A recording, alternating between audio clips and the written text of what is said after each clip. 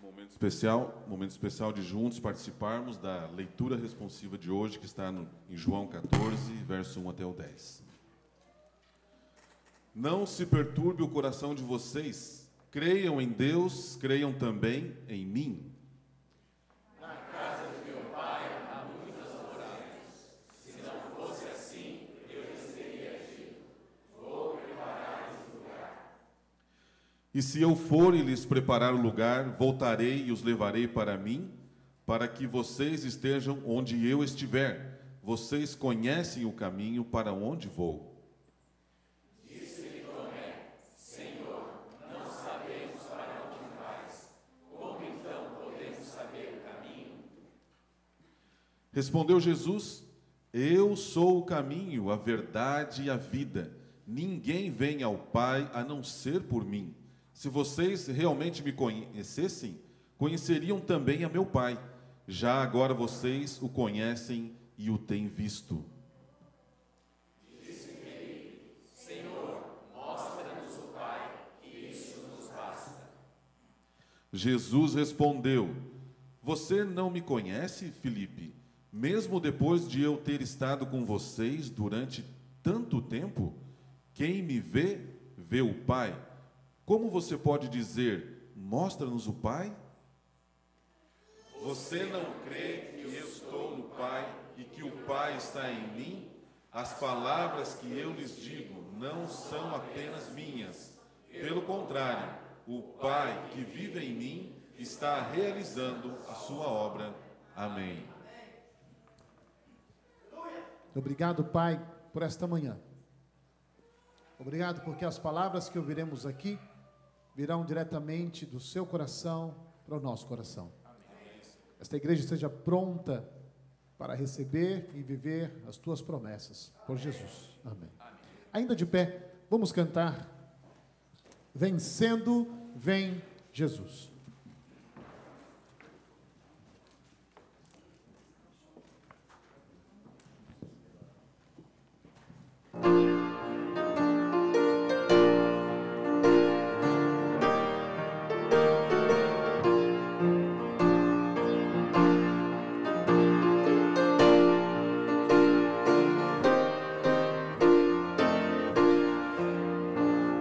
Refugia a glória eterna de Jesus, o Rei dos Reis. Breve os reinos deste mundo ouvirão as suas leis.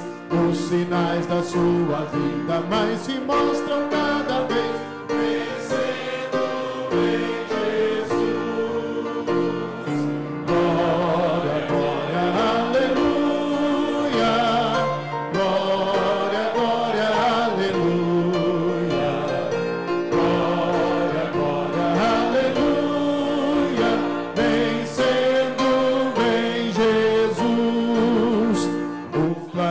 Chama aos crentes, a batalha já soou. Cristo à frente do seu povo, multidões já conquistou. O inimigo em retirada, seu furor manifestou. Vencendo, vem Jesus.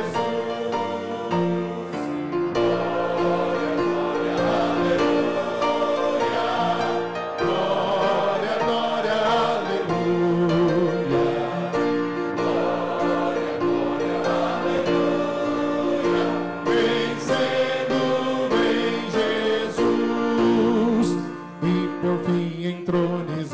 As nações hão de julgar, todos grandes e pequenos, o juiz hão de encarar.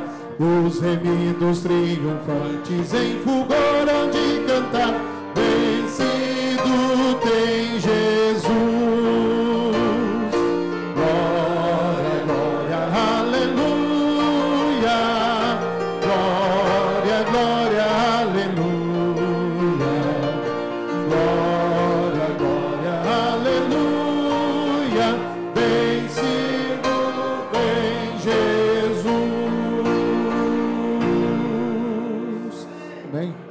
Pode se assentar. Este próximo hino diz que nós não podemos desistir. Numa das viagens nossas do quarteto, o pastor Milton falava que essa era uma das músicas que começaram o azarado, né? O azarado que fala sempre essa letra, né? A letra que começou de uma maneira bem estranha, porque ela começa com o português tem muitos cacófitos, né? Que são palavras que parecem outras, e essa é uma que você fala muito rápido, que fala que é de azar. Nós cantamos de azar. E ele falava assim, não, mas não dá, não soa isso. Está falando da esperança de Jesus, a gente começa com uma coisa que fala que é coisa ruim, de azar. E a gente começa a cantar um monte de coisas, e a gente começa a não perceber que às vezes quando nós precisamos de algo muito importante, pode até começar ruim. Mas a segunda estrofe fala que este mundo não vai muito longe. Mas a nossa fé em Deus tem que estar bem firmada. Por mais que as coisas comecem ruim, as coisas precisam ser mudadas. Nós, falando nisso, a gente tem que sempre prestar atenção de que nada neste mundo acontece por acaso. Mesmo que pareça que são momentos ruins e você está passando por coisas difíceis e que você pode se sentir um azarado. Só que a letra fala, né? Está triste, sem esperança, mas existe alguém que promete te ajudar. Jesus vai trazer forças para a sua alma. Vamos louvar todos juntos?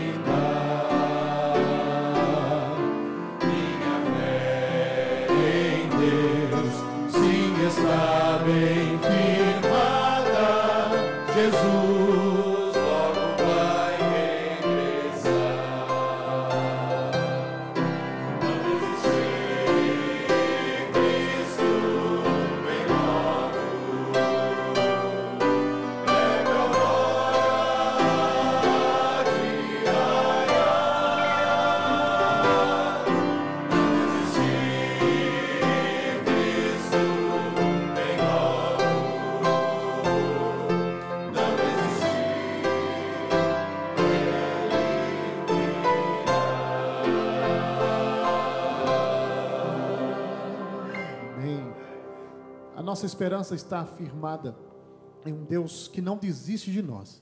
E se esse Deus não desiste de nós, por que desistimos de alguém que está sempre à nossa disposição? Este próximo hino, ele, toda vez que tem um encontro de quartetos, tem que cantar. Se alguém fala assim, eu gosto de cantar em quarteto, mas não sabe cantar essa música, ele não canta em quarteto, tá? É a prova. Vamos cantar em quarteto, eu gosto, eu conheço. Você canta Jesus Vem Logo? Que na verdade, se perguntar nesse nome, vai falar que nem conhece, que nem sabe qual é. Todo mundo conhece como O Coração Não Se Turbe. E essa música, ela é algo que fala no nosso coração. É uma música que aperta, chama, que nos motiva, que fala, que é o verso que nós lemos hoje: não se turbe o vosso coração, credes em Deus, crede também em mim. Talvez em algum momento da sua vida, talvez o quarteto cantou, algum quarteto cantou em um momento triste, um velório, ou talvez numa unção de alguém, mas sempre essa música está presente. Vai cantar e juntou, não sabe o que cantar em quarteto, essa infalível. Por isso queríamos convidar vocês. E nós vamos convidar vocês para que durante esta música, que você também possa usá-la como o seu momento para o jardim de oração. Você vai, de onde você está, Jesus está te chamando. Você vem para o altar do Senhor cantando essa música, que essa música é muito especial. Não se turbe o vosso coração. Credes em Deus, porque na casa do meu Pai tem lugar para todos nós.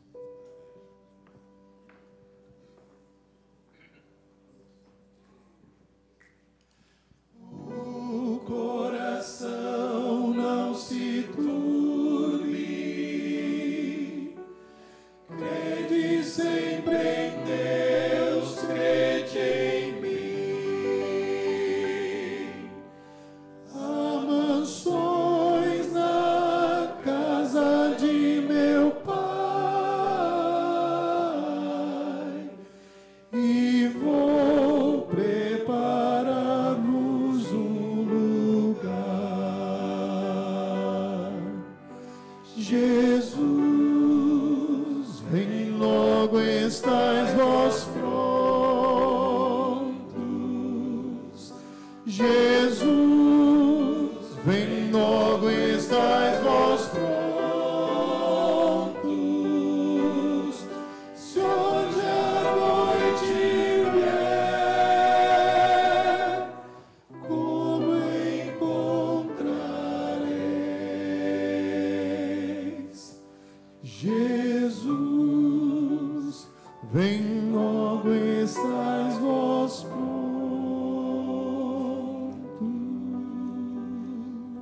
Segunda estrofe vai tocar. Aí você levanta de onde está e vem ao altar do Senhor, trazendo para Ele o seu coração, a sua esperança, a expectativa de encontrar com Ele nesse dia. Nós esperamos porque sabemos que Ele vai voltar. Porque ainda esperas, são fiéis promessas de Deus. Sim, Jesus comprou-te no Calvário. Buscar logo vem os filhos seus. Jesus, vem logo, estais vós prontos. Jesus, vem logo, estais vós prontos. Se hoje a noite vier, como encontrareis? Jesus, vem logo, estais vós prontos.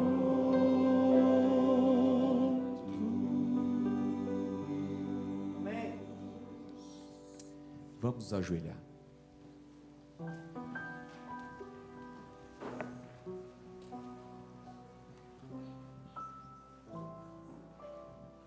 Santo Deus, eterno e bom Pai, Rei, Criador, Mantenedor e Salvador deste universo, coroado de glória, de honra e de majestade, todos nós reconhecemos a Tua soberania e grandiosidade. O Senhor nesta manhã recebe, querido Deus, desde aqui da nossa igreja, o nosso mais sincero louvor, gratidão, honra, homenagem e glória. Único e verdadeiro Deus, poderoso, Deus de amor, de justiça, de graça e de misericórdia. Nós olhamos para trás e há 2000 anos, querido Deus, nós notamos que o Senhor e a sua graça não têm limites na direção do pecador. Afinal de contas, o Senhor decidiu, pelo sacrifício de Cristo na cruz, a não nos ter por toda a eternidade junto contigo.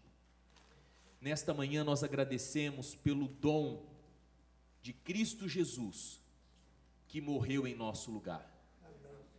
Essa morte era nossa, ela era paga pelos nossos pecados, mas o Senhor, e ninguém poderá explicar ou traduzir de forma profunda e perfeita, decidiu tomar o nosso lugar. Muito obrigado, porque a morte que era nossa, nos deu vida e vida eterna. Amém. Louvado seja o Senhor pelo sacrifício do Cordeiro em nosso lugar. Amém.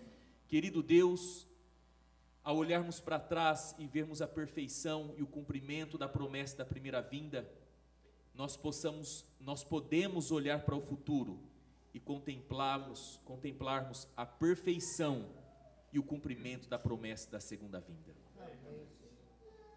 Querido Pai, santifica-nos, restaura-nos, quebranta-nos, transforme, querido Deus, a nossa mente, renova os nossos pensamentos.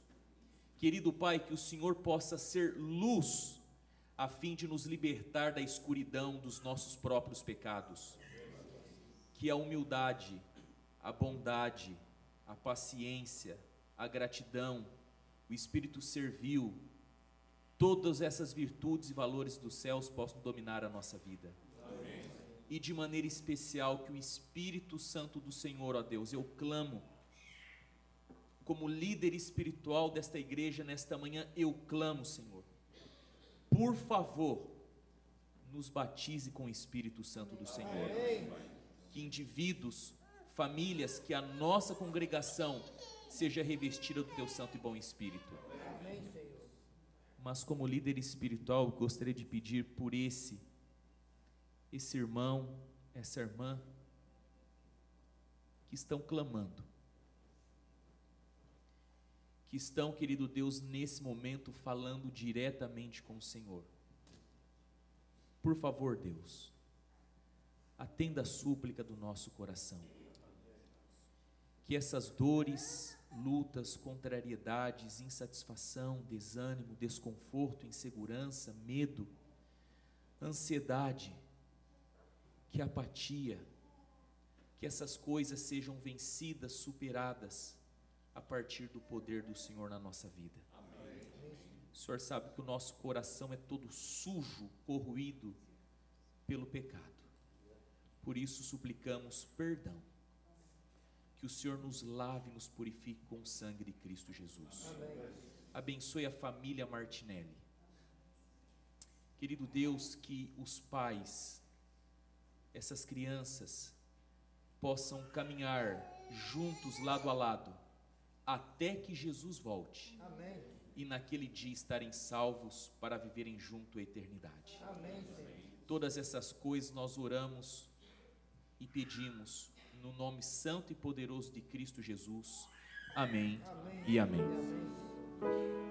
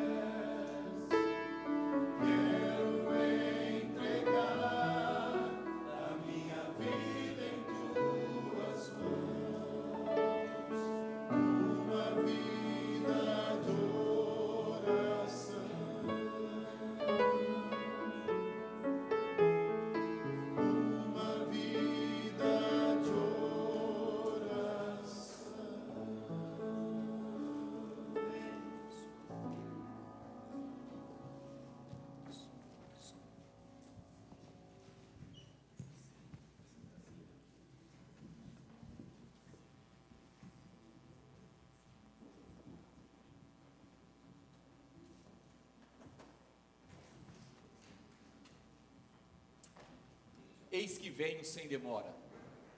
Apocalipse 3, verso 11. Breve, muito breve, Jesus voltará.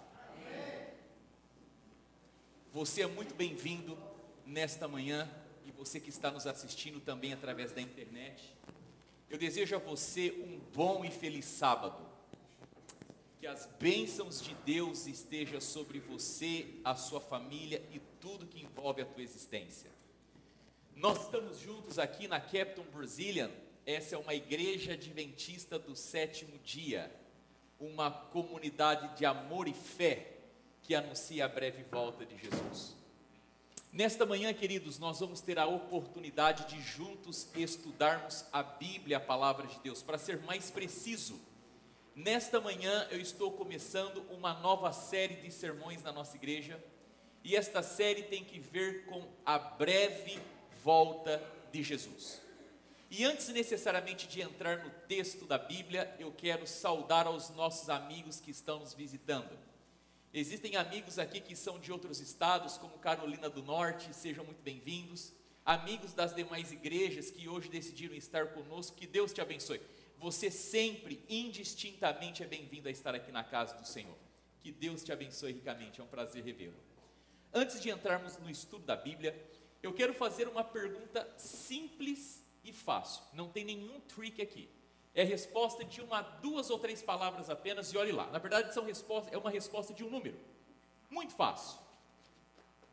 Quantas doutrinas tem a Igreja Adventista do sétimo dia? Pode falar. Nossa. Nem comecei o sermão, já tem um problema já.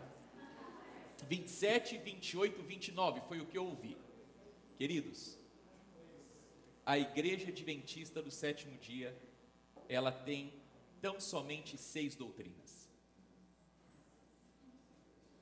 A doutrina de Deus, a doutrina do homem, a doutrina da salvação, a doutrina da igreja, a doutrina da vida cristã e a doutrina dos últimos dias e dos últimos eventos. As 28 crenças fundamentais que nós temos estão alicerçadas e fundamentadas nessas 6 doutrinas. Baseado na sua resposta, eu preciso te fazer uma outra pergunta agora. Preste bastante atenção. O que você conhece e entende como verdade, é verdade mesmo? O que você conhece e entende como verdade, é verdade mesmo? Aliás, o que você conhece como verdade, é porque alguém te ensinou e te disse que aquilo era verdade, ou você tomou tempo para ir lá e checar por você mesmo se aquilo que você entende foi ensinado como verdade, é verdade mesmo? Nessa série sobre a volta de Jesus, e o tema central dessa série é a volta de Jesus, eu gostaria que nós fôssemos a Bíblia. E como pastor e pregador, eu fico feliz e aliviado que o meu papel aqui é pregar a Bíblia. E eu amo a Bíblia. E nós vamos ver na Bíblia o que, como igreja adventista do sétimo dia, nós acreditamos e por que nós acreditamos. E se nesta manhã eu tenho aqui algum querido amigo, alguma querida amiga que não é ainda membro da igreja adventista do sétimo dia, você que está nos assistindo e ainda não faz parte da nossa comunidade, eu preciso de dizer que nesta manhã e nessa série, eu estou olhando para a Bíblia e visitando os temas principais daquilo que nós como igreja, ao longo das décadas, temos estudado, acreditado e pregado. E para tanto eu quero convidar você agora a abrir a sua Bíblia comigo no livro de Apocalipse, Apocalipse capítulo 10, o último livro da Bíblia, vamos lá, livro de Apocalipse capítulo 10, nós estamos estudando nesse trimestre da lição da Escola Sabatina, sobre as 3 últimas mensagens, as 3 mensagens angélicas, mensagens distintivas do livro de Apocalipse. O livro de Apocalipse, ele tem um grande tema. O livro do Apocalipse fala, em outras palavras, que Jesus ganha e Satanás perde nesse grande conflito que nós vivenciamos e enfrentamos. Um outro tema recorrente do livro do Apocalipse tem que ver com o povo de Deus e a igreja verdadeira. Existem, na verdade, 3 capítulos distintivos em Apocalipse que tratam desses temas. Apocalipse 10, 12 e 14. Apocalipse 10 fala nesse contexto para nós sobre o surgimento histórico da igreja verdadeira. Apocalipse capítulo 12 fala sobre a identidade e a missão da igreja verdadeira. Apocalipse 14 fala sobre a mensagem da igreja verdadeira. Mas nós vamos ver o que exatamente em Apocalipse capítulo 10 a Bíblia fala. Mas antes de ler o texto, 2 coisas importantes para você aqui. A primeira delas, a Bíblia é um livro cheio de símbolos. E cada um desses símbolos carrega uma interpretação muito específica. E não existe outro intérprete para a Bíblia senão ela si só. Aliás, quando a gente lê o Apocalipse, 404 versos do Apocalipse nos levam diretamente para o Antigo Testamento. Ou seja, coisas do livro do Apocalipse nós vamos entender à luz da própria Bíblia e muitos deles à luz do Antigo Testamento. E agora nós vamos ver verso a verso, no Apocalipse 10, do verso 1 até o verso 11, o que Deus quer falar à nossa consciência e razão nesta manhã. E a gente começa pelo verso de número 1, diz assim a palavra de Deus: Vi outro anjo forte descendo do céu, envolto em uma nuvem, com um arco-íris por cima de sua cabeça. O rosto era como o sol e as pernas como colunas de fogo. E possivelmente, quem leu esse texto não entendeu tudo ou entendeu pouca coisa. Por quê? Porque aqui nesse texto nós temos pelo menos 5 símbolos. E os símbolos, eles vão dar entendimento a todo o capítulo. E eu quero rapidamente, símbolo a símbolo, mostrar o que o verso está falando para que a gente possa entender todo o capítulo. Primeiro ponto que aparece aí, você viu comigo, é um anjo que está descendo do céu. Biblicamente se falando no contexto de profecia, qual é o papel e o significado de um anjo? Queridos, quando a gente lê o texto no seu original, a palavra anjo aqui é a palavra angelos, que significa mensageiro. O capítulo 10 está introduzindo como cena que existe um mensageiro, vindo de onde? Vindo diretamente do céu. Ele está vindo da glória, da presença de Deus o Todo-Poderoso. E ele está vindo em direção à terra e ele traz uma mensagem. E se existe um anjo vindo do céu trazendo uma mensagem, a implicação é: a mensagem é de Deus. Por isso nós devemos estar atentos e ouvir. Segundo, essa mensagem, ela não é fruto da consciência, da razão, do pensamento humano. Ela é fruto direto do trabalho de Deus em relação à terra. Um segundo ponto que traz aqui, diz que esse anjo ele está vindo envolto em uma nuvem. E eu pergunto para você o seguinte: quando a gente pensa na Bíblia, em alguma história que existe um contexto onde existe nuvem em volta, qual história você lembra? Que história que a gente tem onde há nuvem? A história do povo de Israel, aonde? Lá no deserto. Em 2 situações pelo menos. Uma primeira situação, você tem o povo lá no deserto, e quando o tabernáculo é inaugurado, você nota, eu convido você, abra sua Bíblia comigo, venha comigo para Êxodo capítulo 40. Você descobre que lá na inauguração do tabernáculo, Êxodo capítulo 40, verso 34 a 37, lá na inauguração do tabernáculo, acontece algo especial.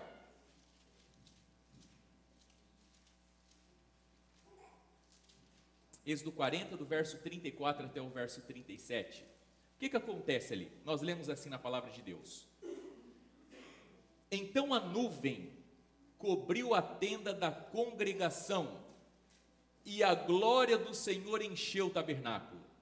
Moisés não podia entrar na tenda da congregação, porque a nuvem permanecia sobre ela, e a glória do Senhor enchia o tabernáculo. Quando a nuvem se levantava de sobre o tabernáculo, os filhos de Israel caminhavam avante em todas as suas jornadas. Se a nuvem, porém, não se levantava, não caminhavam até o dia em que ela se levantava. E se você for, não precisa, se você for em Números capítulo 9, verso 15, você vai notar também a concordância sobre esse ponto de vista. Ou seja, nuvem na Bíblia representa a glória e a presença de Deus. Então, um anjo que sai diretamente do trono de Deus, revestido da sua glória e presença, vai visitar a terra e ele traz consigo uma mensagem. O terceiro símbolo que apresenta-se aqui no texto diz que esse anjo ele vem com um arco-íris por sobre ele. Se você ler o capítulo 4, verso 3 de Apocalipse, você nota que, na verdade, o arco-íris ele está sobre o trono de Deus. Vamos lá. Qual história na Bíblia? Pela primeira vez nós temos o símbolo do Apocalipse aparecendo. A história de Noé, exatamente. E quando que a história mostra o surgimento do arco-íris? Depois que Deus destrói a terra sobre um julgamento. Naquele julgamento só se salva Noé e sua família que entraram na arca. Depois dali Deus faz um concerto com Noé, uma aliança com ele. E nessa aliança, aliança de justiça e graça, não se esqueça disso, aliança de justiça e graça, o arco-íris aparece como um sinal, o qual Deus diz assim: eu nunca mais vou destruir a terra com chuva e dilúvio novamente. Esse anjo, que vem diretamente do trono de glória do Senhor, que traz uma mensagem especial, que vem a essa terra cheio de glória da presença de Deus, ele também traz na sua mensagem uma mensagem de juízo e de graça. Aliás, a mensagem de juízo e de graça, ela se funde, ela se mistura. E o quarto símbolo diz que esse anjo vem com um rosto como o sol. Venha comigo para a Bíblia em Malaquias, último livro do Antigo Testamento, lá no finalzinho do Antigo Testamento, Malaquias capítulo 4. Malaquias capítulo 4. Um detalhe especial e importante eu gostaria de mencionar. Essa forma que nós estamos estudando aqui a Bíblia, de achar um símbolo dentro de um livro e buscarmos a representação, o significado dele em outro lugar, é a maneira pela qual os pioneiros, os fundadores da nossa igreja estudavam.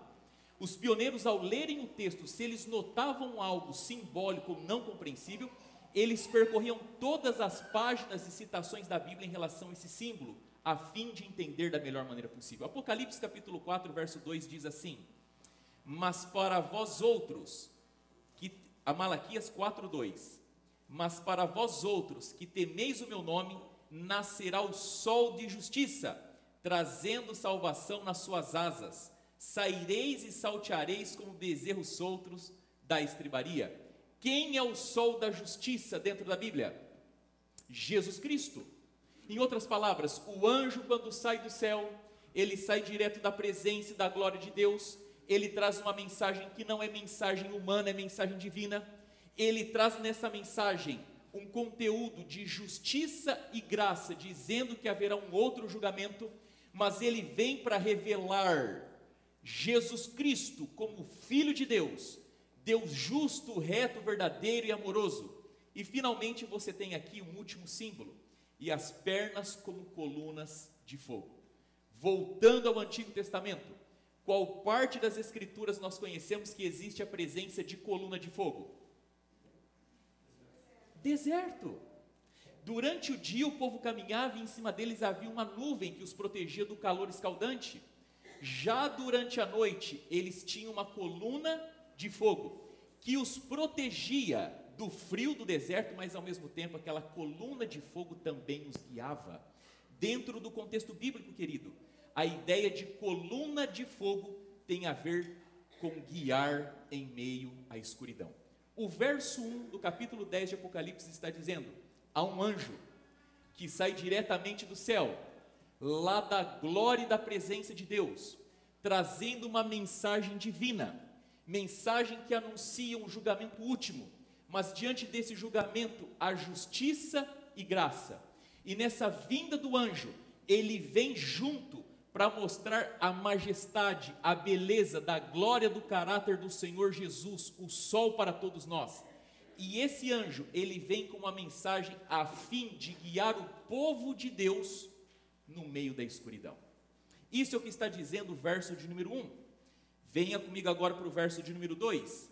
E esse anjo tinha na mão um livrinho aberto, pôs o pé direito sobre o mar e o esquerdo sobre a terra.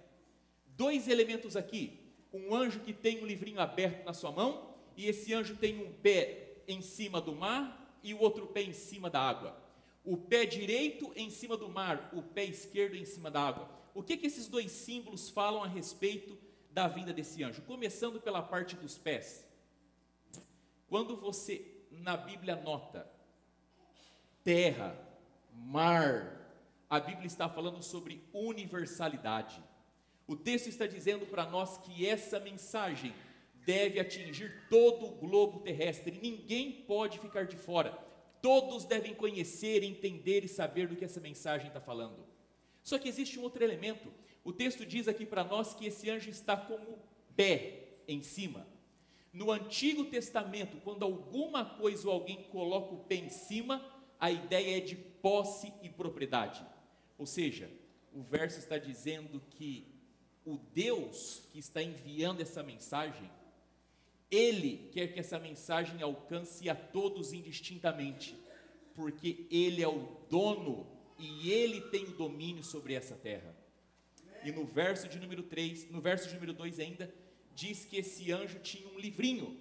E como que é apresentado o livrinho que ele tem nas mãos? O livro está com qual característica? Como é que está o livro aí? Ele está, o quê? Aberto. Pergunto para você, se o anjo faz questão de mencionar que o livro está aberto, é porque antes ele estava como? Qual livro da Bíblia, de acordo com a própria Bíblia, é um livro que estava fechado ou que foi selado? Livro de Daniel, correta resposta. Então o texto está dizendo que esse anjo carrega nas suas mãos uma mensagem que está relacionada ao livro de Daniel. Agora eu pergunto para você o seguinte: qual parte do livro de Daniel foi selado? Qual parte do livro de Daniel foi fechado e não foi possível o seu entendimento? A melhor resposta é o próprio livro de Daniel. Venha comigo para o livro de Daniel no capítulo 12. Daniel, Antigo Testamento, capítulo 12. Último capítulo do livro de Daniel. Nós vamos ler Daniel, capítulo 12, verso 4. Louvado seja Deus por esse som de Bíblias que vão se folheando, queridos. Esta semana, preparando um sermão para um tempo futuro que eu vou fazer na igreja, eu me deparei com um texto que é a mais pura verdade. A palavra de Deus, a Bíblia, é a personificação do próprio Deus para nós. Quando estamos diante da palavra do Senhor, é como se estivéssemos diante do próprio Senhor da palavra. Daniel capítulo 12, verso 4 diz assim: Tu, porém, Daniel, encerra as palavras e sela o livro até o tempo do fim. Muitos esquadrinharão e o saber se multiplicará. Então, qual que foi a ordem do anjo para Daniel em relação ao livro de Daniel? Ele deveria fazer o quê? Selar, deveria fechar o livro. Até quando? Até o tempo do fim. Só que o texto diz para nós que muitos o esquadrinharão. O que significa essa expressão? Se a gente for no original, no hebraico, a gente pode traduzir o seguinte: muitos folhearão. Muitos pegarão esse livro e vão folhear as suas páginas no sentido de um estudo profundo, no sentido da pesquisa, da leitura, no sentido de entender, procurar saber o que o livro está falando. E depois que isso acontecesse, diz o texto, e o saber se multiplicará. Algum tempo atrás eu ouvi alguém dizendo o seguinte: olha, o saber se multiplicará tem que ver com conhecimento científico. Queridos, você já ouviu falar de ChatGPT? Alguns estão falando que aquilo é do demônio, porque é um acesso à informação e uma maneira tão inteligente de você processar o que está ali, que é algo revolucionário, nada visto antes. E realmente no processo de fim dos tempos, o conhecimento científico aumentaria e muito. Só que o texto aqui não está sugerindo que o processo de crescimento de conhecimento seria o conhecimento científico. O texto está dizendo que quando no final dos tempos o livro de Daniel fosse aberto e fosse estudado, o conhecimento sobre o livro de Daniel, que até então era um conhecimento fechado e selado, seria multiplicado. Que as pessoas que estudassem o livro de Daniel, eles iriam entender Daniel como nenhum outro povo antes deles havia entendido. E veja o que está dizendo no próprio capítulo 12, no verso 9, 10 e 13. Ele respondeu: vai, Daniel, porque estas palavras estão encerradas e seladas até o tempo do fim. Muitos serão purificados, embranquecidos e provados, mas os perversos procederão perversamente, e nenhum deles entenderá, mas os sábios entenderão. Verso 13: Tu, porém, segue o teu caminho até o fim, pois descansarás e ao fim dos dias te levantarás para receber a tua herança. Queridos, esses textos que nós acabamos de ler, eles estão falando resumidamente que há uma mensagem no livro de Daniel, que o anjo disse que aquela mensagem, embora revelada a Daniel, deveria ser selada, mas quando chegasse o tempo do fim, as pessoas que estudassem aquela mensagem entenderiam na plenitude daquilo que Deus estava falando. Só que eu tenho uma pergunta aqui a fazer a você: o livro de Daniel foi selado como um todo ou parcialmente? Parcialmente. Se foi parcialmente, qual parte do livro foi selado? Será que foi Daniel capítulo 3, quando conta a história dos amigos de Daniel lá na fornalha? Será que é Daniel capítulo 6, quando conta a história que Daniel foi jogado na cova dos leões? Qual parte do livro de Daniel que realmente foi selada? Lembrando que essas histórias do livro, nós as conhecemos e entendemos, e sempre foi assim. Daniel capítulo 8, volte algumas páginas comigo, por favor. Daniel capítulo 8. Daniel capítulo 8, ele faz parte de um estudo profético. Você tem aqui dois animais, você tem o carneiro e o bode. A Bíblia claramente explica que o carneiro representa o Império Medo-Persa. A Bíblia diz que o bode representa a Grécia. E esse período de tempo aqui em Daniel capítulo 8 mostra inclusive que a verdade de Deus foi jogada e pisada por terra. O texto diz para nós, a profecia conta, que o povo de Deus sofreu forte perseguição e destruição. Mas qual parte de Daniel realmente foi selado? Daniel capítulo 8, verso 14 até o verso 17, diz assim: E ele me disse: Até 2.300 tardes e manhãs, e o santuário será purificado.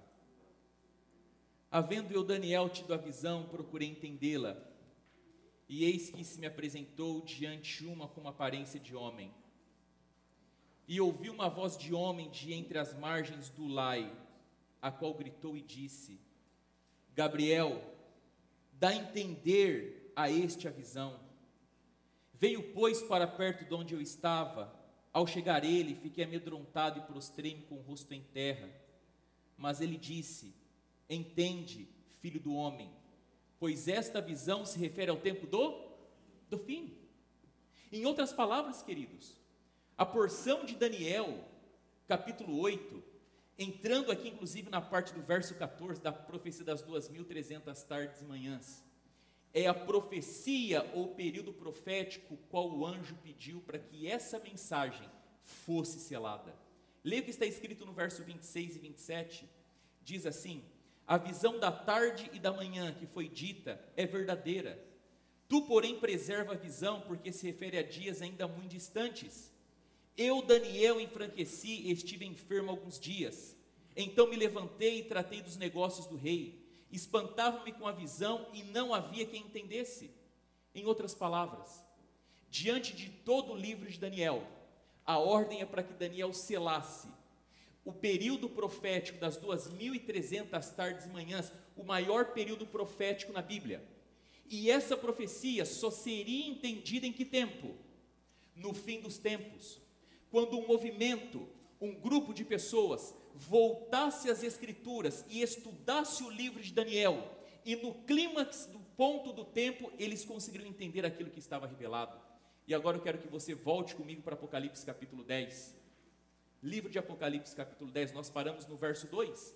Resumindo, há um anjo vindo da glória da presença de Deus, trazendo uma mensagem de justiça e graça através do julgamento divino, como foi nos dias de Noé. Esse anjo vem para revelar a glória, a beleza, a majestade do caráter do Senhor Jesus. Ele aparece pisando de um lado na terra, de um outro no mar, mostrando que o Senhor é dono e proprietário e está vindicando o seu domínio, o seu reino nesta terra. E ele tem nas suas mãos um livro aberto, que antes estava selado, uma porção específica do livro de Daniel. Verso de número 3, diz assim: Bradou em grande voz, como ruge um leão, e quando bradou, desferiram 7 trovões as suas próprias vozes. O que significa 7 trovões? Qual outra história da Bíblia mostra que enquanto Deus está falando, tem trovão? Monte Sinai, correto. Quando Deus está ali no Monte Sinai entregando as tábuas das leis para Moisés, Deus está falando e ali tem trovões. E para você ver como a Bíblia ela vai se explicando, abra sua Bíblia comigo no livro de Salmos, no capítulo 18. A gente não pode confiar só na palavra do pastor, na explicação do pastor. A Bíblia ela tem que se interpretar e se firmar por si só. Salmos capítulo 18, verso 3, diz assim a palavra de Deus. Salmos 18, verso 13. Diz assim a Bíblia: trovejou então o Senhor nos céus, o Altíssimo levantou a voz e houve granizo e brasas de fogo. Dentro do contexto bíblico, do contexto simbólico e profético, quando você tem trovões, é Deus verbalizando, é Deus falando, é Deus fazendo audível a sua voz e apresentando a sua mensagem. E queridos, no verso de número 4, existe ainda um complemento. Logo que falaram os 7 trovões, eu ia escrever, mas ouvi uma voz do céu dizendo: guarda em segredo as coisas que os 7 trovões falaram e não as escreva. E eu gosto de pensar nessa situação. Imagina só João vendo o que ele está vendo. Não é simplesmente que entregaram um livro na casa dele e disseram: leia isso. João está vendo um anjo vindo do céu, com luz, com trovão, com arco-íris, com majestade, com glória, Deus falando, se revelando. E quando João começa a escrever toda essa revelação, o anjo fala assim: João, para. Você vai guardar segredo disso daqui. Você não vai revelar o que eu estou te mostrando. Imagina só. Queridos,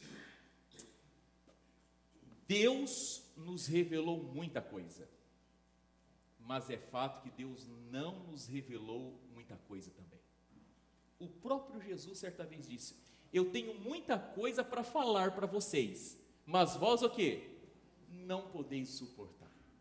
E a gente vive hoje em dias onde existe muito espaço e meios de comunicação para especulação. Gente mais pronta pelo raciocínio humano para tentar desvendar aquilo que Deus não revelou, do que propriamente cuidando de entender aquilo que Deus revelou. E quanta gente, através dos meios convencionais, livros, revistas, TV, e dos meios atuais, internet, YouTube, Instagram, Twitter, Facebook, essa coisa toda, tem tentado colocar pontos onde Deus não colocou i. Tentado provar coisas que sequer têm sentido, e se você soltar a luz da Bíblia, não para em pé. E o texto diz que o anjo falou assim: João, não conta, guarda segredo, isso você não vai revelar. Em outras palavras, queridos, se Deus não revelou tudo para João, olha para mim, você acha que Deus vai revelar tudo nos mínimos detalhes para eu, com essa vida pobre e fraca que tenho? Você acha que se Deus disse para o anjo: não diga para João, espera aí, não é para falar tudo, você acha que ele vai revelar tudo para mim? Por favor, lógico que não. Por isso aqui existe um claro convite e chamado para que a gente se atenha naquilo que está revelado. E quer saber de uma coisa? Quando a gente começa a estudar, a gente vai percebendo duas coisas: que a verdade é simples e clara. Se você está indo por caminhos onde a verdade parece ser algo difícil de entender, obscura, não é verdade. Porque o propósito do livro é tornar as coisas reveladas, acessível a mim e a você. E agora a gente chega no verso 5 e 6, diz assim o texto: então o anjo, que via em pé sobre o mar e sobre a terra, levantou a mão direita para o céu, e ele jurou por aquele que vive pelos séculos dos séculos, o mesmo que criou o céu, a terra, o mar e tudo quanto neles existe, e já não haverá demora. Então esse anjo, ele faz um juramento. E ele jura por quem? por aquele que vive pelo século dos séculos, ou seja, por Jesus. Em outras palavras, a mensagem apresentada aqui é uma mensagem profunda, solene, por isso eu devo procurar conhecê-la. E o texto diz para nós que lá no finalzinho, não haverá o quê? Demora. Queridos, recapitulando, o livrinho ele traz consigo o livro de Daniel, uma porção profética que aconteceria num período de 2.300 dias não literais ou 2.300 anos literais.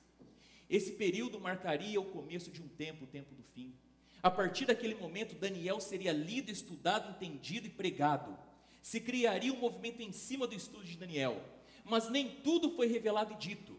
Mas aquilo que foi revelado e dito é uma mensagem tão importante que o anjo jura por Jesus.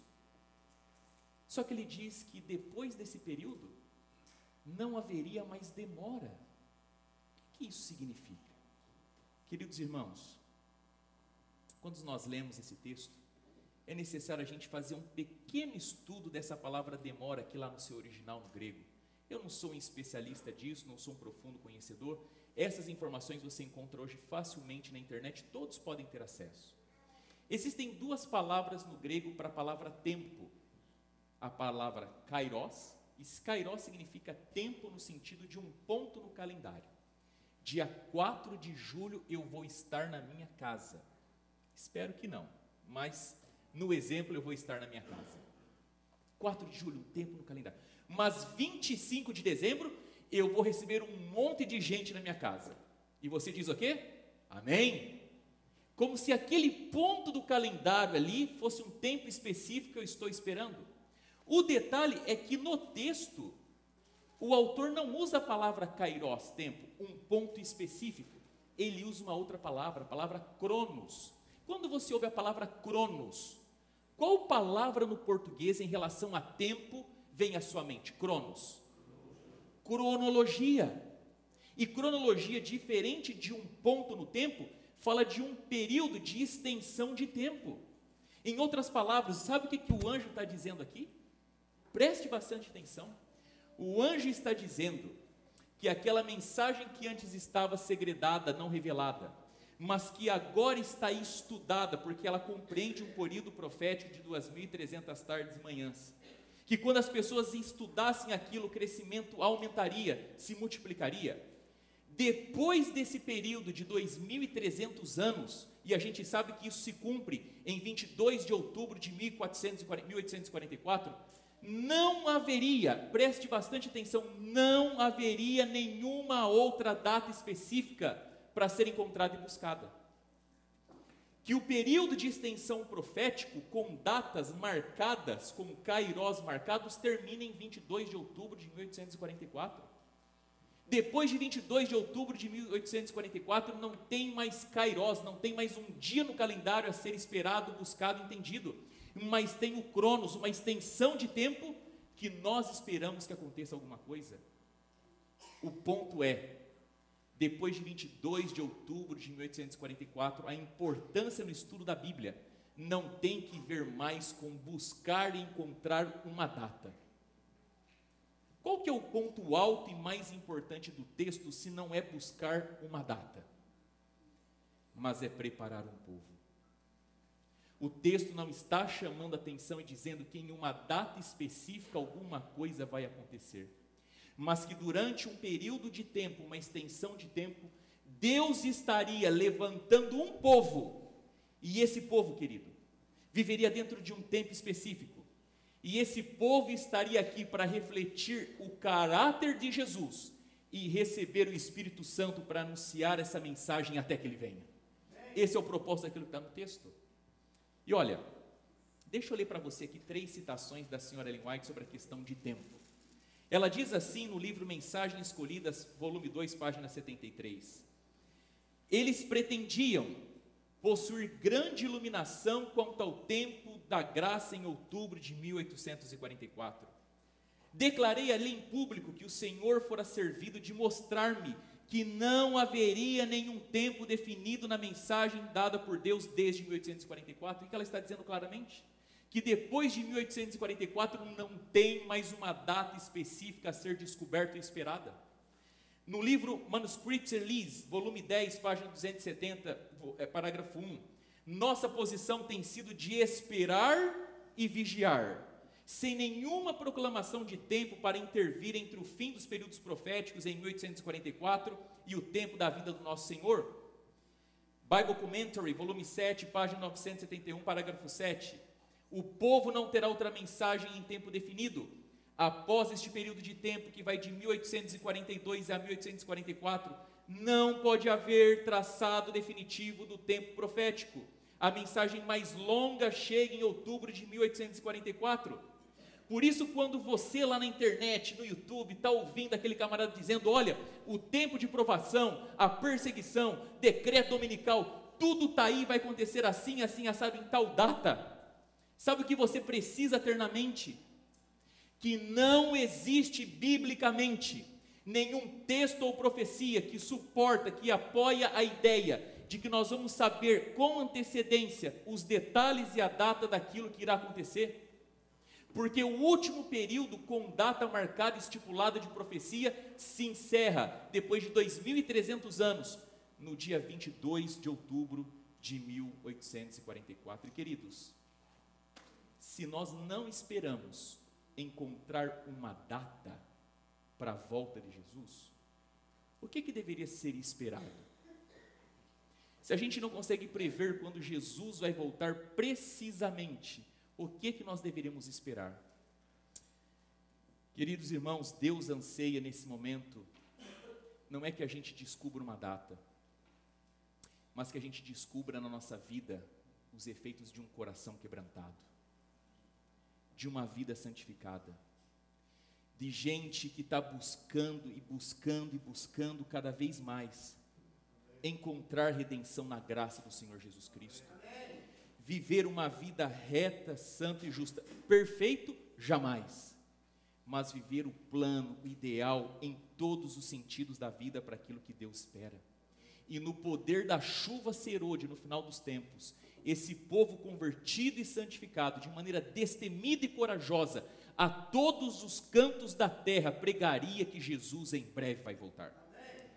Agora veja só, quando a gente estuda o texto da Bíblia e a história, nós logo descobrimos que houve um equívoco naquele dia 22 de outubro de 1444, não é? O que aconteceu naquele dia? Os nossos pioneiros, eles entenderam, à luz da Bíblia, Daniel 8,14, que alguma coisa ia acontecer em 22 de outubro de 1844, e eles estavam certos. Eles entenderam que havia alguma coisa para acontecer, tinha um evento a caminho. Eles não erraram nisso. No que eles erraram? Não foi na data, foi no evento. Eles acreditavam que naquele dia a terra seria purificada, como se a terra representasse o santuário, e seria purificada por fogo. Data certa, evento errado. E nós lemos a história, queridos, e percebemos que eles cometeram esse grande equívoco. Mas existem coisas que infelizmente nós não sabemos. Imagina só, e eu quero que você imagine comigo. Chegou um tempo determinado pela Bíblia, que as pessoas que lessem Daniel iriam entender o que está falando ali. E quando elas estavam lendo Daniel, de repente elas chegaram à seguinte conclusão: Jesus está voltando.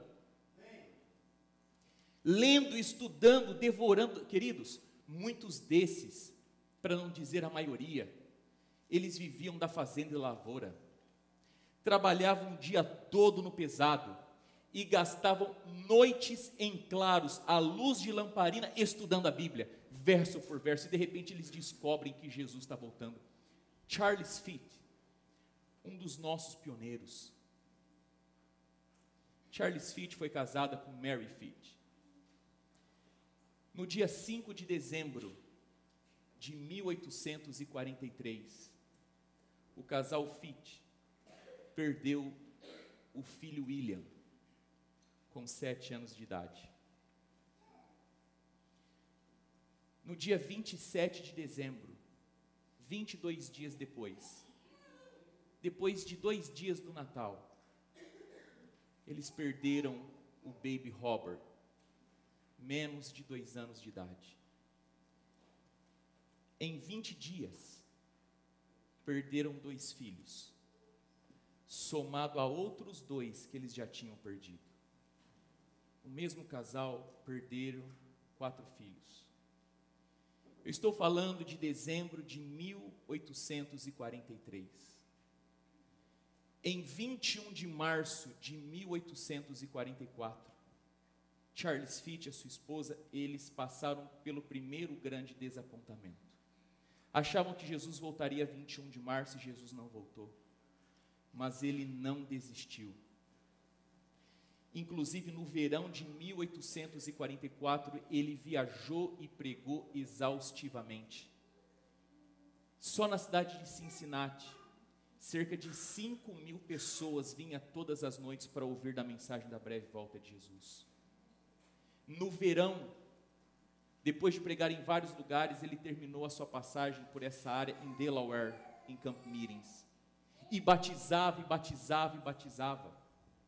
Em setembro, um mês e pouco antes de 22 de outubro de 1844, ele foi 2 vezes para a sua cidade natal. Mas não foi para visitar a família, foi para batizar. Batizava e voltava.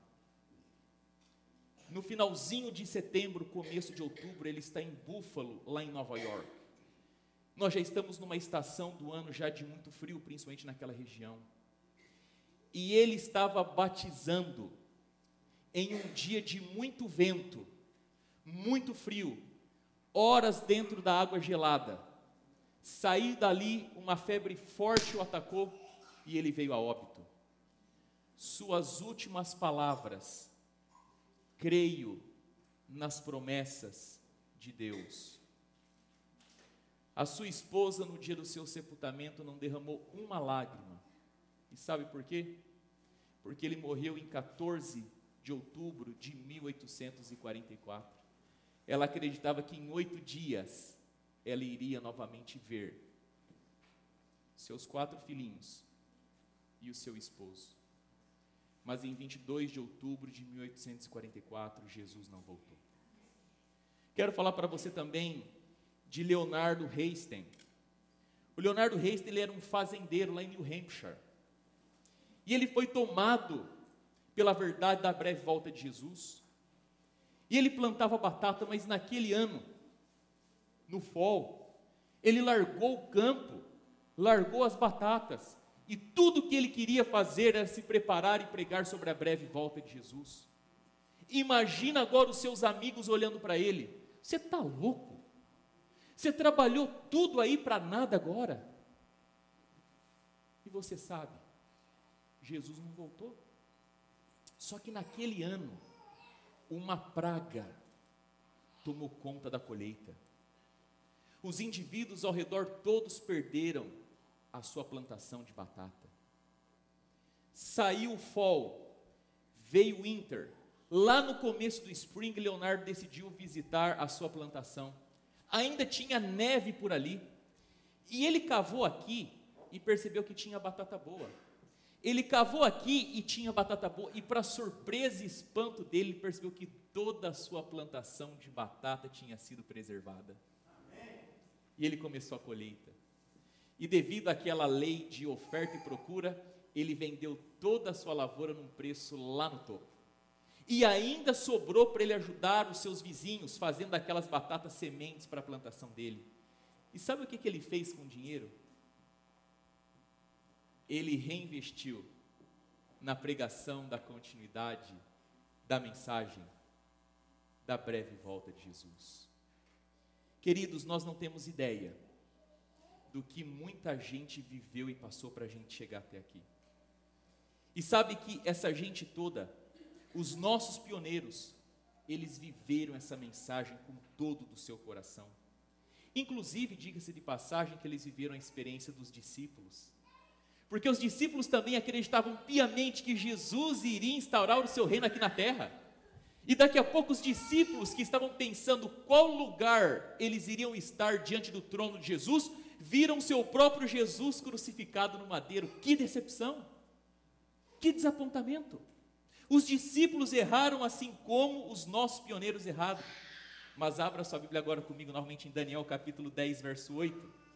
Diz assim do verso 8 ao verso 10: a voz que ouvi vinda do céu estava de novo falando comigo e dizendo: vai e toma o livro que se acha aberto na mão do anjo em pé sobre o mar e sobre a terra. Fui, pois, ao anjo dizendo-lhe que me desse o livrinho. Ele então me falou: toma-o, devora-o, certamente ele será amargo ao teu estômago, mas na tua boca será doce como mel. Tomei o livrinho na mão do anjo, devorei, e na minha boca era doce como mel. Quando, porém, o comi, o meu estômago ficou, de que forma? Amargo. Qual que é esse livro? Qual que é esse livrinho que eles comeram? Livro de Daniel, período profético, 2.300 tardes e manhãs. Essa gente, quando descobriu essa verdade, não tinha mais nada que fosse tão verdadeiro na vida deles quanto aquilo. O coração deles se apaixonaram, passaram a amar e entender que tudo que eles poderiam fazer e viver era pela volta de Cristo Jesus, e foi isso que eles fizeram. E queridos, muitos deles venderam as suas casas, venderam os seus negócios, e depois, quando Jesus não vem, essa gente foi ridicularizada, foi zombada, não tinha mais onde morar nem o que comer. Mas sabe, é nas horas de dificuldade que a gente descobre o que é de verdade. Crise vai, crise vem, só para saber quem é quem. Porque naquela época já havia uma irmandade, uma fraternidade, já havia ali uma comunidade de amor e fé que anunciava a volta de Jesus. E esses irmãos começaram a receber os seus amigos e irmãos que tinham vendido a sua casa dentro da própria casa. Começaram a compartilhar comida, roupa, chamaram-os para trabalhar no próprio negócio. É fato que Jesus não voltou. Mas, querido, aquilo que parecia ser o fim, tinha sido profetizado que seria só o começo. Deus, longe de os desamparar, Deus os abençoou. E Daniel e Apocalipse capítulo 10, verso 8 até o verso 10, conta para a gente que em 22 de outubro de 1844, embora se houve ali um grande desapontamento, ali marca o começo de um movimento que se iria identificar à luz das Escrituras, sendo a igreja verdadeira, como a mensagem verdadeira, entendendo que foi o povo remanescente designado por Deus para continuar pregando que Jesus em breve voltaria. Mas eu gostaria de ressaltar dois aspectos aqui desse ponto último, dessa gente que comeu o livrinho, a Bíblia era doce, eles estavam felizes com a volta de Jesus, mas de repente aquele desapontamento quebrou no meio e trouxe amargura. Primeiro ponto eu gostaria de destacar, alguns olham para nós e falam assim: escuta, vocês adventistas deveriam ter mais vergonha na cara. E eu já ouvi isso. E olhar para trás e reconhecer o que aconteceu lá. Porque como pode, de um movimento errado, surgir um movimento que se diz ser parte profética, igreja remanescente, e tem uma verdade distinta para pregar? Duas coisas. Primeiro, naquela época, querido, eles não eram adventistas. Eles eram metodistas, batistas, presbiterianos, católicos, episcopais. Na década de 40 de 1800, o movimento adventista abraçou toda essa gente indistintamente. Um segundo ponto que eu quero colocar aqui é que se você olha para trás e vê o movimento adventista e diz assim: olha, como erraram lá no evento, esse movimento deve ser invalidado. Ele não pode hoje se considerar correto. Como pode uma coisa certa sair de um algo errado? Se esse argumento é válido e não falacioso, a gente também tem que desconsiderar o cristianismo. Porque os discípulos, ao longo do ministério de Jesus, entendiam as profecias do Antigo Testamento à luz de um rei que viria para estabelecer o seu reino nessa terra, que seria o maioral, acabaria com o jugo romano, instituiria o seu rei aqui e viveria felizes para sempre. E mais um ponto, é justamente o que o texto está dizendo. O texto está dizendo aqui que é justamente desse equívoco na interpretação, não da data, mas do evento, que surgiria a igreja remanescente, o povo de Deus. Uma das marcas distintivas e mais importantes do adventismo está justamente em ler e entender que o próprio texto está falando, que de uma experiência que era doce, estamos logo vendo Jesus voltar, se convertendo numa experiência amarga, ele não voltou, é que surge um movimento que estaria aí, para fazer o quê? Daniel, Apocalipse capítulo 10, verso 11, diz assim: então me disseram, é necessário que ainda profetize a respeito de muitos povos, nações, línguas e reis. Esse movimento que surge fruto desse grande desapontamento, surgiria com qual finalidade e objetivo? Profetizar, pregar. Esse movimento deveria estar envolvido na tarefa de pregar e anunciar que Jesus em breve voltará. A missão dessa gente, desse povo, não é outro. Assim como os discípulos, naquele momento, olharam para a cruz, se sentiram desamparados, perdidos, derrotados, Deus os tomou e fundou, está lá no Novo Testamento, desse grupo de gente que estava no desamparo, que tinha sido desapontado. A partir desse grupo, Deus fundou a igreja primitiva. Desse grupo de 1844, Deus surgiu, levantou um movimento profético, remanescente, verdadeiro, que continuaria a pregar que em breve Jesus vai voltar. E queridos, a maior missão desse povo é anunciar, é continuar profetizando. E o texto fala para nós qual que é a extensão do alcance dessa mensagem. A todo mundo, todos os povos, todas as tribos, todas as línguas, todas as nações. Somos hoje cerca de 23 milhões de adventistas em 214 países, procurando dizer, alertar e falar que Jesus em breve voltará. Amém. E deixa eu contar duas histórias para eu terminar. Primeira história, ela acontece aqui, ou melhor, ela começa aqui nesse país, nos Estados Unidos. Ela é a história de Abraão Leroux.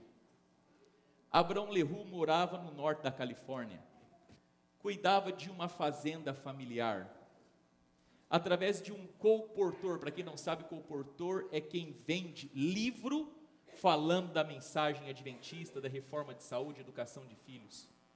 Abraão Leroux comprou um livro, leu, descobriu sobre a mensagem do advento, se converteu.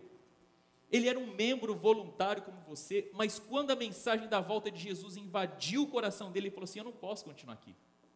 Essa mensagem tinha que alcançar o mundo todo, tem que ir para todo lugar, eu não posso ficar aqui. E escreveu uma carta para a Conferência Geral, pedindo para ir para a China, para pregar o Evangelho lá. E a Conferência Geral deu para ele uma carta-resposta de volta. Abraão Leroux, primeiro, você tem mais de 60 anos e é muito velho para tal missão. Segundo, a gente não tem dinheiro, não vai ser dessa vez. Mas, se você quiser, você compra e paga do seu bolso o ticket e vai lá para o Hawaii, uma ilha no Pacífico. E lá como colportor evangelista, ou seja, pagando com o teu trabalho, o teu sustento, você pode pregar o Evangelho. E foi isso que ele fez. Comprou passagem, juntou uma quantidade de livros e foi para lá. Só que quando ele está lá no Hawaii, ele pensa assim: bom, o Hawaii está no Pacífico, mas Hong Kong também está no Pacífico. Não estou desobedecendo ninguém se eu for para lá. E foi para Hong Kong. E lá em Hong Kong, ele encontrou um clerk, um escrivão, um secretário, um escrivão de uma corte que decidiu ajudá-lo na tradução do livro Caminho a Cristo, do inglês para o chinês. E foi traduzido o livro. Mas o Abraão Lerroux trabalhava também vendendo literatura e falando de Jesus na área portuária. Vendeu literatura em inglês para marinheiros britânicos. E esses marinheiros se converteram e levaram a mensagem do advento para a Inglaterra. E depois de 5 anos é que Abraão Lerroux viu o primeiro converso adventista na China. Primeiro converso. E hoje somos em torno de 300 a 400 mil adventistas naquele país. Segundo a última história, pastor Robert Wong. Pastor Robert Wong, quando tinha 28 anos de idade, saindo de um culto jovem, foi pego e preso pelo Partido Comunista. Quando ele chega na prisão, é dito para ele que se não foi raspado o cabelo dele, isso significava que ele ia ali ficar alguns poucos dias apenas. Passou um dia, 10 dias, 20 dias, 2 meses, ninguém rapou o cabelo dele. Mas no 25 de dezembro, dia de Natal, ele foi chamado, olha, pode ser a sua cela. Enquanto ele pensava que estava saindo do presídio, ele foi levado naquele dia na barbearia. E ali foi começado o processo de raspar o seu cabelo. E na sua oração ao Senhor ele dizia, Senhor, é 25 de dezembro. Nós celebramos o nascimento de Jesus, o maior presente que o Senhor nos deu. Eu não tenho nada para dar para o Senhor. E em lágrimas que se juntavam ao seu cabelo ao chão, ele disse, Senhor, aceite então os meus cabelos. E Abraão Lerroux e pastor Robert Wong voltou para a cela. E ele estava com vontade de ler e estudar a Bíblia. Mas como ter uma Bíblia ali dentro? E ele podia escrever 30 caracteres chinês por mês para sua mãe ou para alguém. E num desses dias ele escreveu assim, mãe, se lembre, 117. 117 é o número do inário chinês para o livro Dá-me a Bíblia. E a sua mãe entendeu, meu filho quer uma Bíblia, mas como levar uma Bíblia lá para dentro? Ela teve a seguinte ideia, confeccionou uma barra de sabão, colocou uma biblinha bem pequenininho lá dentro, torcendo que para na hora da revista, quando eles fossem partir aquela barra, não encontrasse a Bíblia. E foi assim que essa Bíblia entrou ali dentro, de uma prisão que o pastor Robert Wong enfrentou por 15 anos da sua vida. Mas essa gente, queridos, viveu o que viveu e fez o que fez, sabe por quê? Porque essa gente passou por desapontamento, passou por perseguição, viram os maiores sonhos e expectativas brilhando diante dos olhos, mas de repente tudo se desmoronou. E sabe por que eles não desistiram e não pararam? Porque eles descobriram uma verdade sobre todas as verdades. Eles descobriram que depois de 22 de outubro de 1844, um tempo do fim, ou seja, um tempo curto, pequeno, marcaria os momentos últimos e finais dessa terra, e todos aqueles que estivessem vivendo nesse tempo último e final, ao conhecer a mensagem de Jesus, deveria primeiro se prepararem. Segundo, essa gente deveria ser consumida pelo desejo, pela vontade de pregar que Jesus em breve vai voltar, porque Apocalipse capítulo 10, verso 11 diz, é necessário que ainda profetize, é necessário que ainda pregue. E eu fico me perguntando, queridos, como pastor desta igreja, o porquê nós fomos plantados aqui. Há um tempo atrás nós não tínhamos eira nem beira, não que nós não tínhamos missão, mas Deus decidiu mudar a nossa sorte, mudar o nosso caminho, falou assim, eu não vou colocar vocês em qualquer canto, em qualquer lugar, eu vou colocar vocês num lugar lindo, grande, espaçoso, que vocês inclusive, de repente, diante de alguns olhares aqui, podem até sonhar com o céu, porque o céu vai ser parecido com isso que tem aqui. Por que a gente está aqui? Quando eu olho para trás, eu vejo que essas histórias têm um propósito, fazer reviver no nosso coração o desejo de nos prepararmos, de pregarmos a breve volta de Jesus. E se Deus hoje, querido, nesta manhã, tem um chamado para a nossa igreja, é para que a gente possa reviver o espírito dos nossos missionários. Se Deus tem um chamado para nós hoje, é para que a gente possa colocar a nossa vida na direção e na reta da volta de Jesus. Mas escute só, essa mensagem não vai ser terminada por membro da igreja. Essa mensagem não vai alcançar o mundo por gente que frequenta a igreja. Essa mensagem não vai ser pregada e anunciada por gente que ainda está sendo consumido pela cultura idólatra e ególatra que está ao nosso redor. Essa mensagem não vai alcançar os quatro cantos da terra por gente que ainda não se deixou consumir pelo estudo da Bíblia. Porque essa gente, queridos, quando descobriram que Jesus estava voltando, eles comeram dessa palavra como o mel mais doce que poderia existir. Eles plantaram os joelhos no chão e em lágrimas eles clamavam. Essa gente parou de fazer conta e de perguntar até quando vai o programa de doação de ofertas para a igreja. Porque tudo que eles queriam era ver que Jesus voltaria. E eles tivessem a consciência tranquila de que viveram e se prepararam. Mas ao mesmo tempo, eles também pregaram. E hoje, queridos, Deus nos chama como igreja, em face da volta de Jesus, nos prepararmos. Eu não sei espiritualmente aonde está a sua vida. Eu não sei o quanto de amor e paixão você tem pela volta de Jesus.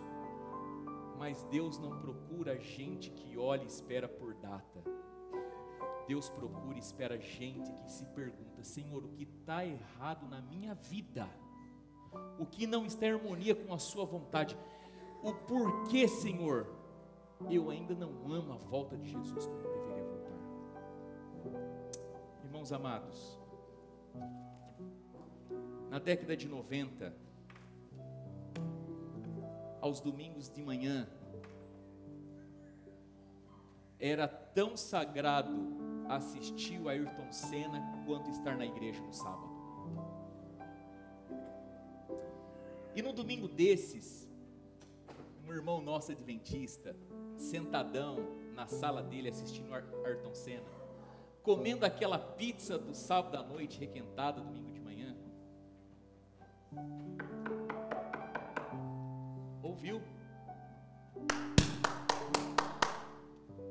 Ele deu uma olhada assim e viu que pela fresta do portão tinha lá os nossos irmãos, testemunhas de Jeová. Ah, não. Tanta hora, o cara vem agora. É alargado, o Senna está na pole. Falou: quer saber? Eu vou lá sim, mas eu vou acabar com a raça dele. Pegou a Bíblia e foi. Falou: não, hoje é eu que falo. Escuta aí. E o testemunho de Jeová: não, tá bom. Tá bom, chega.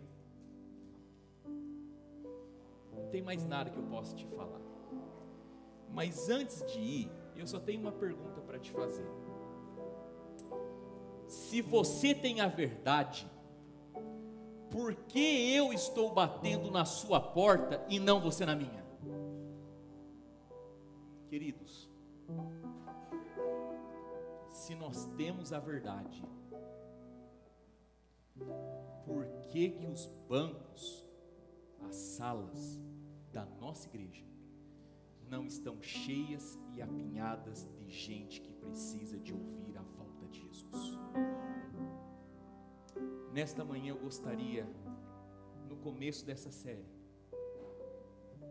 deixar a você, meu querido irmão e irmã, que na nossa igreja, pela graça do Senhor Jesus, devemos ter como centro de tudo que a gente faz e vive a missão de anunciar que Jesus em breve vai voltar. Nesse ano, na nossa igreja, nós temos alguns batismos de meninos e meninas já agendados. Eu não quero aqui de maneira nenhuma expor nada em ninguém, envergonhar ninguém, mas eu gostaria de pedir que viesse aqui à frente a Mirelle, o Martin, a Lauren, a Rebeca, a Nicole. Vocês não vão ser batizados hoje não, tá? Eu só queria chamar vocês aqui à frente. Essas são as crianças que durante esse ano já tem a data de batismo marcada aqui na nossa igreja. A Mirelle se batiza agora, no dia 29 do mês de abril. Depois os meus filhos no dia 13 de maio. A Mirelle mandou a representante aqui. Vem cá, Vitória. Tá tudo certo. A Nicole e a Rebeca vão se batizar no 29 de julho. Mas eu gostaria aqui de convidar o conjunto masculino. Eles vão cantar uma música especial. Mas antes deles cantarem, eu gostaria de fazer um apelo aqui. Querido pai, querida mãe, eu espero que você fique hoje à tarde na nossa igreja. Nós estamos procurando nos comprometer em ajudar o seu filho, a sua filha, a amar, a anunciar a volta de Jesus. E não deixar que ele se escape dos caminhos do Senhor. Mas eu gostaria de saber nesta manhã, tem algum pai ou uma mãe nessa igreja? E eu não estou falando de agora, não estou falando de uma data, mas que também gostaria que o seu filho, sua criança, seu menininho, sua menininha, dentro em breve, também descesse as águas batismais. Eu queria convidar você, pai e você, mãe, que tem um filho, uma criança como essas daqui, um pouquinho menos, um pouquinho mais, para vir aqui à frente e dizer: olha, eu gostaria que os meus filhos crescessem, amassem essa igreja, fossem batizados nessa igreja e servissem essa igreja. Tem algum pai que gostaria de trazer o seu filhinho, a sua filhinha aqui à frente, que ainda não é batizado? E dizer: olha, eu gostaria que meu filho, a minha filha fosse batizado aqui nessa igreja, crescesse aqui. Queridos, nós precisamos de ensinar os nossos filhos a amarem as coisas de Deus, e a primeira delas é dentro do lar, a segunda, a igreja. Eu gostaria de ver os nossos filhos crescendo, amando estar na igreja do Senhor, tendo recordações, lembranças, prazer. Aqui é a casa de Deus, mas aqui é o lugar que eu cresci, sou feliz, tenho meus amigos. Amém, querido papai, querida mamãe.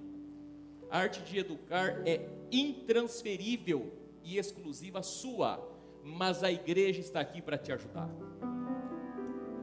Eu queria dar um passinho além aqui, antes do conjunto cantar.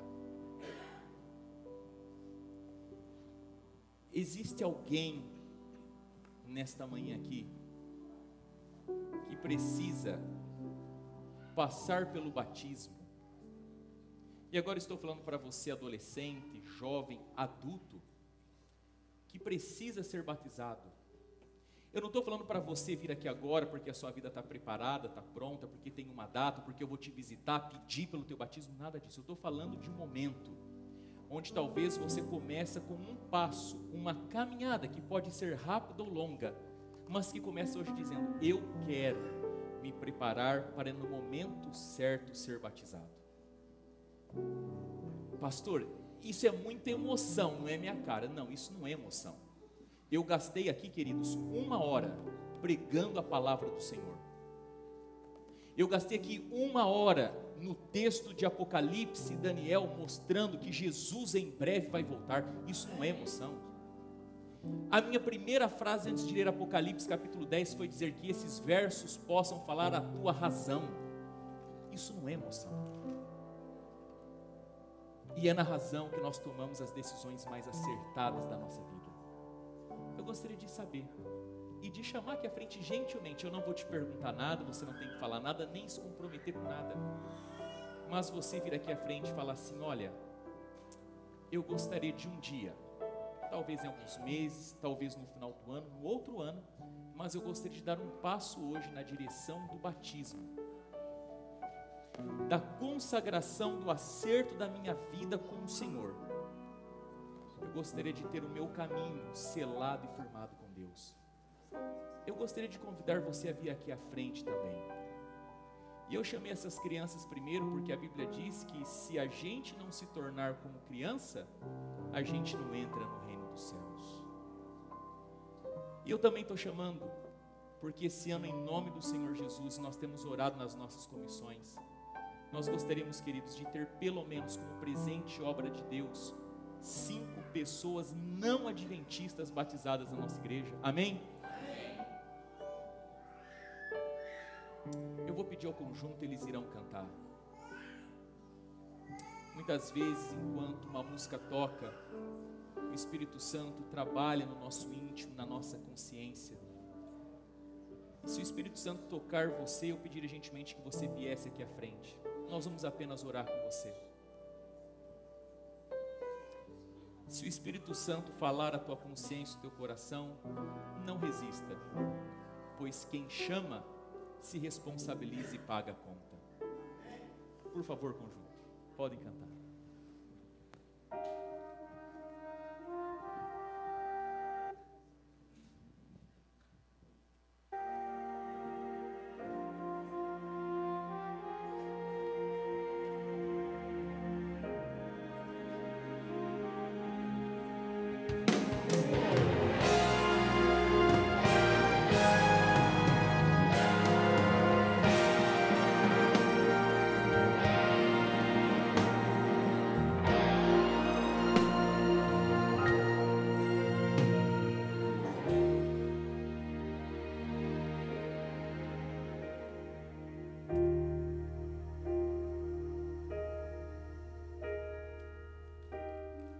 Pra quem um dia foi ninguém, pra quem cansou de tanta dor, pra quem não viu e creu, pra quem orou sem o meu rosto enxergar, Pra quem sonhou viver no céu, chorou, mas nunca desistiu. Quem desejou rever queridos seus, cheios de vida e amor, hoje eu cumpro a promessa, hoje meu reino lhes dou, entre meus filhos queridos, este é meu lar de amor, e pela eternidade, aqui com vocês estarei, e cada vez que sorrirei, pra todos sempre, enfim, vão se lembrar, vale a pena esperar.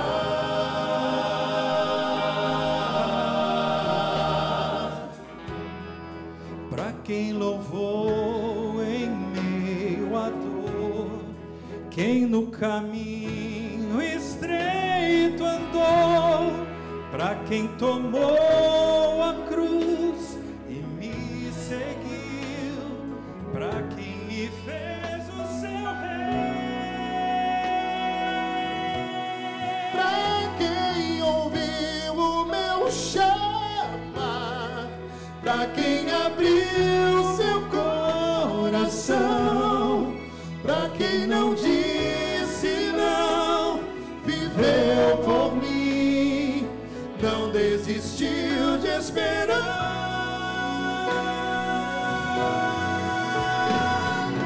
Hoje eu cumpro a promessa, hoje meu reino lhes dou, entre meus filhos queridos, este é meu lar de amor, e pela eternidade, aqui com vocês estarei, cada vez que sorrirei, pra todos sempre, enfim, vão se lembrar, vale a pena esperar. Vamos cantar juntos? Venham cantar o canto que só Moisés cantou, de quem sofreu a morte, mas ressurgiu. Hoje eu cumpro a promessa, hoje meu reino lhes dou, entre meus filhos queridos, esse é meu lar de amor, e pela eternidade, aqui com vocês estarei. E cada vez que sorrirei, pra todos sempre, enfim, vão se lembrar, vale a pena esperar.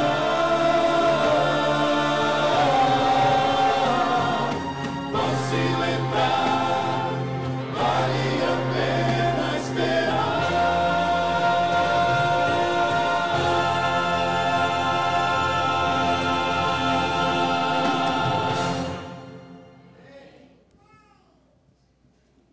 Santo Deus,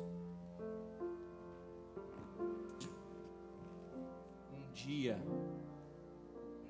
para todos nós, a mensagem da breve volta de Jesus foi revelada, e pela ação do Espírito Santo do Senhor nós aceitamos por isso. Mas quem sabe hoje é o momento dessa mensagem, da mais linda mensagem, da mensagem perfeita, tomar posse da nossa vida. Não adianta saber, a gente precisa viver a mensagem da volta de Jesus. A vida não pode ser vista por um calendário de final de mês. A vida tem que ser vista e vivida à luz da eternidade. Querido Deus, eu peço ao Senhor em nome de Jesus, que o Espírito Santo levante dentro de cada um de nós amor, paixão, convicção, força, para a gente viver a volta de Jesus. Que nesta igreja a missão, o discipulado esteja no centro. Que a gente nunca venha perder nenhum menino, nenhuma menina. Que essas crianças possam, à luz do batismo e de tudo que a igreja oferece, amar a Jesus e viverem para a honra e glória dele. Para aquele coração que preferiu ficar no anonimato, sentado, nenhum problema. Mas que, se não de maneira pública, de invisível, o Senhor trabalhe no coração dele e dela até a decisão de um compromisso definitivo com o Senhor. Amém. Oramos a Ti, em nome e no amor do Senhor Jesus. Amém e amém. Que Deus te abençoe. Nós vamos ter a saída organizada, a última música, a música da bênção. Nós temos o almoço, você está convidado a participar. E logo mais nós voltamos para cá para uma reunião agora à tarde. Que Deus abençoe. Feliz sábado. Todas as crianças que cantaram, fiquem, por favor, ok?